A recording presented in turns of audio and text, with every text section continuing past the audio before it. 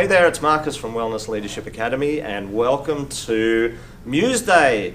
Museday is super exciting because I get the opportunity to interview some really amazing people, and it's one of the most favorite things I do. And letting you into some insights and into the life of some really incredible people, and what the challenges they've had to go through and what they've had to do to become successful, because as they say, every overnight success takes 6 or 7 years. So really exciting today that we've got Jonathan Bender with us, who's super amazing, super incredible, and we're super excited to have him here and share his journey and some of his wisdom. So welcome, Jonathan. Thank you so much for being here. Absolutely. This is super exciting. So Jonathan's from performanceofyourlife.com. He's a public speaking and everyday performance expert. That's interesting. Mm-hmm. An everyday performance expert and public speaking expert. It's a really interesting title, because I know when along my journey, public speaking has been a really, really important part of it. But it took me a long time to become a public speaker, and now it's one of the things I love the most. But when I started, like most of you, I was so scared, so nervous. There were times I used to throw up before I used to speak. But I realized as I was sort of growing, that, and at the time I was sort of in the corporate space, I realized that if I was going to climb the corporate ladder, I had to get good at public speaking, because I was presenting to boards, I was presenting to team members, and then, naturally when I got into what we're doing now, I realized how important public speaking is. But it took me years to sort of even get into it and have any amount of confidence with it. It was a really crazy journey. So I'd love to hear a little bit about your journey into becoming this public speaking and everyday performance expert. Tell us a little bit about that, because it's a really interesting title. Sure. Would it be helpful to say what everyday performance is? Yeah, that'd be great. Let's have a chat about that. That'd be fantastic. So I've been in theater now for most of my life, and because I've also been on a growth path for most of my life too, is I started to look at life itself as a performance. And this is actually what one of my graduate degrees is in performance studies, is viewing all of life and identity and who we are as a kind of performance. Okay. That, like, how we, like the character that we have become, that we have, like, gestures, the way a character moves, we wear costumes, we have makeup or grooming, and all of this has been shaped through what we've learned through family and through society. Yeah. And because of that, when you relate it to public speaking, but often to just life in general as well, is that we can actually have performance anxiety. Around, absolutely. Are we doing it right? Are we performing in the way that we think that we're supposed to? And when we do that, and even when we perform in the way that we've been trained, we actually aren't in an authentic state of being. So authenticity lies beyond that, and to something that's about presence. And so I have a lot of workshops as well that are more about personal development and about connection. And on the public speaking side, though, is I view it as a growth opportunity. And to look at, because we have kind of ideas and conceptions around this is how I should be. And so there's something that we have to break through. So for myself, I didn't have that in mind consciously when I started, because I was only 14. Oh, wow. Okay. So tell us about how you got into it. So you were 14 years of age, is that right? Right. Wow. Okay. So I think what's important to know is, like, before then, as a youth, I moved with my family, of course, from New York to Arizona when I was 6.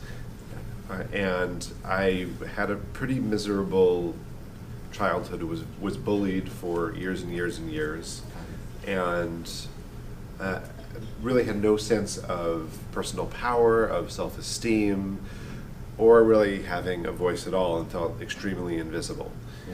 And so I think, I don't know why it was that in 8th grade, when the speech and debate team went to my middle school to do a demo of a debate, I thought, I want to do that. But for some reason, I was the only person in the room compelled. Well, considering you've been bullied and, put down, whatever, that to then decide to actually put yourself out in the world, do you know what I mean, through debating, because then you're up on stage and even more of an opportunity to be picked on, I suppose. So what was it? What was going on in your mind? Was it just that's why some I don't temporary think- insanity, or did you? I think that when we're younger, especially, we have a compulsion and may not necessarily know why. It's just like, oh, I really want to do that. And so, in my freshman year, I went ahead and joined the team. Yep. And so I started doing these speaking and acting events just kind of for kicks. Actually, it was a total debate team. Right. But I joined at the beginning, but I was a freshman. I kind of joined more in January. Everyone else had already started. And they said, why don't you do this speaking event thing? And I'm like, okay, I didn't know what I was doing. And I went and I remember I went to the first tournament and I was put into the event of poetry interpretation. Yes. And I chose which poem to do in the van on the way to the tournament. Okay. Wow. And I still remember the look on the judge's face. Yeah. Because I was the first person to go in the room. So I had no idea what to do. And I just was like reading it the whole time, probably really terribly. And then I looked up and the look on her face was like, yeah, okay. And then everyone else went, oh, I get it. Yeah. That's what you're supposed to do. And it just kind of became a compulsion. I wanted to do better and better, and there was something that compelled me to do it. I think that looking back is that for these speaking and performance events is that there were like 8 or 10 minutes where people had to look at me, where I couldn't be invisible. Yeah, yeah. And where I could then get approval, because I Right. wasn't getting it in my life, except for good grades, because I was doing well scholastically.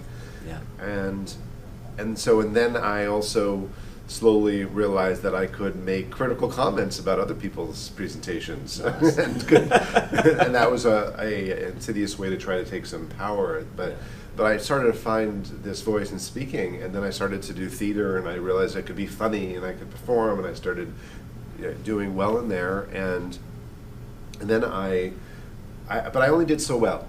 Yeah. Because I didn't really have very good coaching. It was very supportive, but not expert coaching. Right. So I then went on into college, and I was still wanting to do more, so I joined the speech team there, and I was doing theater as well, and majored in theater and anthropology, and kept studying that, and again, didn't have very good coaching, and it kept driving me to want to succeed more and more.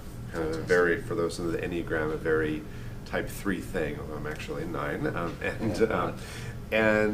and then I didn't really succeed until my senior year of college. At that point, I started winning entire tournaments and became one of the top speakers in California and the United States in the college level. And finally, I had a sense of I'm fulfilling something here. Yeah. And then I started just acting and directing, and outside of when I was done with college. And I kept being asked by high school and college teams to coach for them. And at first I said no, because I was riding the dot-com boom as a web designer, working at home in my pajamas. Okay. And they wanted me to Wow. be up at 8 a.m. coaching these schools. And I'm like, that's okay. But finally I was getting a little bored one year. I said, okay, I'll go for it. So it's a real difference, right, from being sort of in your house and, in the safety of the 4 walls in your pajamas to then actually getting yourself out in the world and coaching. I was doing, it was pajamas by day, Right. theater by night. Okay, great. Yeah, right. Okay. And so then I went and I started coaching these teams, and the very first year, almost all of my students that really worked with me all went to the finals of the state championships, and which was incredible. And then I had a state champion, and then a national champion, Wow. and my students did really well. So I thought, wow, I guess I know how to coach. And all of even though I didn't get expert coaching, I had culled together enough techniques to give that to them. Yeah, wow. But I also really wanted to do something bigger, and so I then went back and did these 2 graduate degrees back to back, one in performance studies, the other performance, and then started my business. And But you sort of fell into it almost, like by default, because it's not... right, it was kind of a core wound that just became a Yeah. compulsion. Okay. And So tell us a bit about Yeah. the core wound. well, it's that feeling that I mentioned of really Yeah. being visible. Yeah. So this idea that we're not enough, essentially, or there's something wrong with us. And for a lot of people, what happens is that we shy away, and that we don't even want to deal with it at all. And for a lot of people who have issues around public speaking, which is almost everyone Yeah. to some degree. A lot of people just have a different orientation where you may have some nervousness, but you go and do it, and others don't do it at all. Is that a lot of people, if they aren't actually dealing with it, it just perpetuates the problem. Yeah. So what did you have to overcome in yourself to actually get yourself out to do this? I mean, initially when you were younger, it was that, I gather it was sort of that desire to not be bullied and to sort of have a presence. But as you got older and then you started coaching, so what was it that sort of had you break through those fears? Because obviously you had fears and doubts and like normal, like we all have. Is that correct? Like there would have been some fears, or did you just sort of throw yourself in there and just one day woke up and here you were? For whatever reason, it wasn't really a cognitive process. Yeah. It was more of a compulsion, even though I was totally afraid of rejection. That I just was doing it and kept doing it, and not only that, but for these competitions when I was young, the way they would work is it would take like an 8 or 10 minute performance and work on them for months. And so I could like really get in detail and learn how to perform better and better and better. I think what's important to note is that I learned how to perform well externally, but inside I still felt very nervous. And so it was the personal development and the personal growth over my life, over many years, that allowed me to grow into more of the like full human being and the level of authenticity. And that's also all of those tools is the approach then that I want to give people all at once, so you don't have to do one like just performance. And it's all part of the same package. Fantastic. So the 8th grader turns into the debater, who then goes to college and turns into the coach. And so how does it look now for you? Because obviously now you're going out and helping thousands of other people to be able to step up and to live more authentically, but also to speak more authentically and from the heart. So how do things look now for you? In terms of what I do in my business now? Yeah, that's right. So now I work with clients who are all over the world, and I have online trainings who have been taken by amazing people from 5 continents. I work mostly with those who are on some sort of path of personal development or spiritual growth, because that's a lot of what my work is. For those who just want superficial technique, it's probably not a good fit. I also work with executives and CEOs, and I get to travel and but probably for this industry, it's sort of perfect because we all have a deeper message to share. We're not just here public speaking. We're actually here and using public speaking to share our deeper message, right? So it's even more important to have that understanding about it and to be able to extract that in a really professional way, correct? Yeah, I mean, it's my kind of A-grade clients are the ones who care as much about growing themselves as they do about growing themselves professionally. And who also really want to make a big difference in the world. Fantastic. So it has to be that combo where it's probably not going to be as good a fit. Yeah, no problem. Excellent. So if you were going to give, someone sort of 3 key tips or ideas on how do they actually get started or how do they get themselves out there, because I'm sure a lot of people who are watching are sitting there going, oh my God, public speaking, and I don't know where to start, and I don't even know whether I want to start. And as we always saying that you really got to learn how to do this, because whether it's speaking to thousands of people on a stage or whether it's speaking to someone in a camera, we're always public speaking, aren't we? I mean, if we're speaking to more than one person, it's public speaking. Yeah. So what would be what are your 3 sort of key tips to help someone to maybe step into that place and sort of move closer towards that? Or well, what I thought I would offer were 3 tips that I will first refer to as teach, preach, and beseech. Okay. And this is what I'm doing, not what you should do. So, so teach, in terms of one tip that I can give you that is one of the biggest errors that I see is that people will end up wandering around or take a step or two, and that when we move on stage or on camera anywhere is that we are literally shifting the audience's focus. And that if we are pacing or wandering, or even just kind of taking a step or two, we are causing the audience to literally lose focus.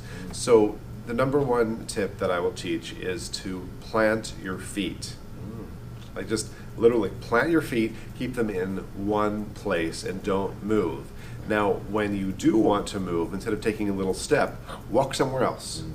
Like literally just take 1 step, take 5, it can be fast, it can be a slow walk, but then move somewhere else and then plant your feet there. So that's one of the biggest things that you can do that is really going to help you feel more grounded and focus the audience's energy. That's a great tip, because I always find myself moving, especially when I start, presenting, I'm always a little bit nervous. And even though I've presented to hundreds of people, thousands of people, and I've done it a lot, I still get nervous. So one of my techniques is to fidget around a little bit, which thankfully, yeah, I get that idea of ground or anchor, and then move on purpose, anchor again, yeah, and move on purpose. Right. Whereas I've tended in the past just to sort of fidget around, and yeah, that's a great tip. Excellent. So yeah, Right. And it doesn't mean like, by the way, these are general guidelines, so Yeah. once in a while, hey, you take a little step, it can be a little informal, but Yeah. when you really want to make your point is allow yourself to That's a just great idea. land there and really be there. Yeah. And the energy that wants to come out through walking, use that through gestures and facial expressions and other right. things. Fantastic. Excellent. Yeah. Some other tips, 2 other tips. would be Yeah, great. so we also have preach. So this is me preaching. And I was actually thinking about this last night when all of us in this group here from your master's program were out bowling. Yeah. And Yeah, we had a fun night bowling last night. It was Yeah. great. And one of the things that I saw is that for a lot of people is they would hit maybe 1 pin down or 5, and it was never enough. There was like, oh, it's fine, or oh, I was kind of bummed out, and I went up there and I'm like, no pins. And those who were there remember that. And then once I got a strike, and that was kind of awesome. And Yeah. I haven't bowled in 15 years, Yeah. and so. You couldn't tell. It was amazing. but that was by the interesting spins were not what Robert had, and in terms of intentional, and so, but I wasn't playing for this. I was playing for next time. For the next time that I want to go bowling, in case it's sooner than 15 years, is to move forward. Is that what happens a lot of the time for us in our practices, with our work, with growing our businesses, with speaking, is that we claim failure. And there is a Tibetan Buddhist deity named Zambala. And Zambala has a very particular motto, which is claim only victory. Most of the time we claim defeat, and instead we want to claim victory, to say anything that we do is a win. Yeah. And if we move forward just a little bit, the saying with Zambala is that if you just move 1 micron in the right direction, Zambala gets really excited and he holds a little pom-pom and he squeezes it and he gets really happy. Yay. And for anything that we do is to say, yes, I got up on stage, I did it, rather than saying, oh, I didn't do it right, and that the perfectionist kind of really take over the inner critic. Yeah. So that's one of the big tips I have, is to really claim victory for anything that we Yeah. do so that we can continue to move forward. And I think that's great, because we have a little saying that says success breeds success, which is pretty much the same as what you're saying, is that every time you focus on a little piece of success, it inspires you to do even more success. Whereas I think human nature shows that we tend to focus on failures, and then we keep focusing on failures, and of course what happens is we have more of those rather than more of successes, whatever that might mean. That's right. So if I get up there and I know if I hit 1 pen, I'm like, yeah. I didn't hit any that time. Hey, I played. Yeah. It's like The you're in ball the actually game. went down. But Right. yeah. Right. That's fantastic. Excellent. And yeah, one other tip. Right. So beseech is my last Beseech, one, that's it. which is basically to remind everyone something that is really an issue is that people often think that they should be good at public speaking because they know how to talk to people in real life, probably, most likely. and so, however, it is both an art and a science. There are particular things that need to be learned in order to be effective, and to really decide, I'm not going to suffer under the illusion that I should be good at it or that I know what I'm doing, and instead to say, I'm great at, I can learn, and so my beseeching is to say, get training.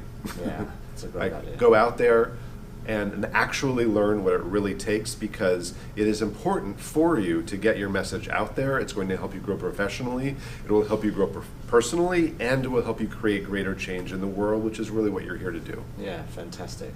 And I think so often that happens. We see stuff in the world, or we interact with things in the world, and we think just because we interact with them, we should be able to do it. Yeah? Just because you speak to people, you should be able to speak. Especially because it's something that we do in our lives. All the time. But it's different when we actually have to really speak and want to build that as a professional skill. Yeah, absolutely. I remember similar experiences years ago when I had a retail consulting firm, and we did a little bit of franchising way back. and people would come in with these big payouts from corporate world, and they used to go and buy retail businesses, and I used to watch these people buy retail businesses, and I used to watch them, you know, it was almost like, well, I've been into a retail store, so I should be able to run it. Like, it must be easy. All you do is stand behind a counter and you take money. It's easy, right? Whereas there's a whole art and science behind retail, as there is with public speaking, yeah, and expressing who you are in the world. And so I think that's really great advice. So, so really interesting journey. It's been great listening to your journey from the 8th grader who stepped up and then into university and then getting yourself out of your house from being behind the computer and being a web designer to coaching some really amazing people, and now obviously what you're doing. So it's been fantastic. Thank you so much for sharing your journey and being so authentic and honest about that. Is there any one last bit of advice you'd like to leave our audience, because I'm sure they've been super interested in what you've had to say. Is there one last thing that you'd maybe like to leave? Well, I would like to give a resource. Yeah, no, they're fantastic. I absolutely wanted to do that, and we'll put... Is that this or something else? Yeah, no, we can do this right now. Yeah, okay. We're going to put Jonathan's web address, performanceofyourlife.com. But yeah, if there's something you'd like to offer our audience, that'd be fantastic. Well, I would say that on the note of actually like getting training and learning what it takes to be good, is a good first step is a free course that I have, Your True Voice. How to Speak with Power and Presence, and so that is at yourtruevoice.org. Fantastic. So yourtruevoice.org, and they can get a free online. It's a free online course that specifically, that's just like it doesn't take that long to do, but it'll take you through really looking at a deeper look at authenticity, about public speaking fears and anxiety and how to transform that, like very specifically, and also a blueprint for what it takes to become a really great speaker. Fantastic. That's a really great resource, and thank you so much for offering it to our Absolutely. audience. This has been fantastic. Thank you so much for doing the interview. I know you've got to fly, literally, back to San Francisco. You're flying? Yeah. Yep. So we'll let you go and do that, but thank you so much for that. Round of applause for Jonathan. So I'm Marcus Bird from Wellness Leadership Academy, and that's been your Museday interview for this week. Stay tuned for more amazing Musedays where we're going to interview some really incredible people. Thanks again, Jonathan. This has been fantastic. And we'll catch up with you guys soon. Ciao.